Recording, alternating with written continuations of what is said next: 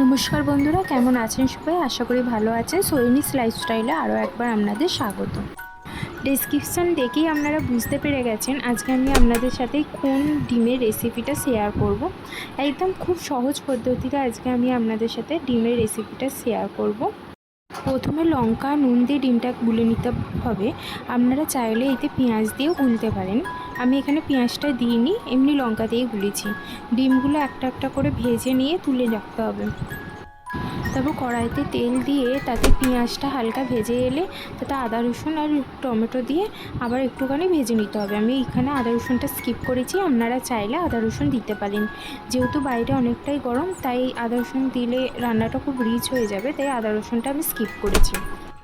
পেঁয়াজটা টমেটোটা ভাজা ভাজা হয়ে এলে তাতে একটু কালারের জন্য কাশ্মীরি লঙ্কা গুঁড়ো দেবেন, হলুদ গুঁড়ো, লঙ্কা গুঁড়ো আর একটু সামান্য নুন আর চিনি স্বাদ মতো।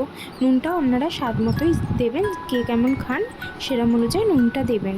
তারপর একটু কষিয়ে তেলটা ছেড়ে এলে তারপর জল দিয়ে একটু ফুটে গেলেই ডিমটা দিয়ে একটু ফুটিয়ে নিলেই আমার আজকে রান্না কমপ্লিট হয়ে গেল।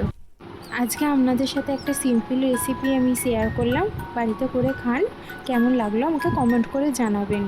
আর রান্না কমপ্লিট হয়ে যাওয়ার পর চান করে ঠাকুরকে জল দেখিয়ে একটু ফ্রেশ হয়ে নিয়েছিলাম। চান ফান হয়ে যাওয়ার পর আমি আজকে দুপুরে লাঞ্চটা কমপ্লিট করে ফেললাম।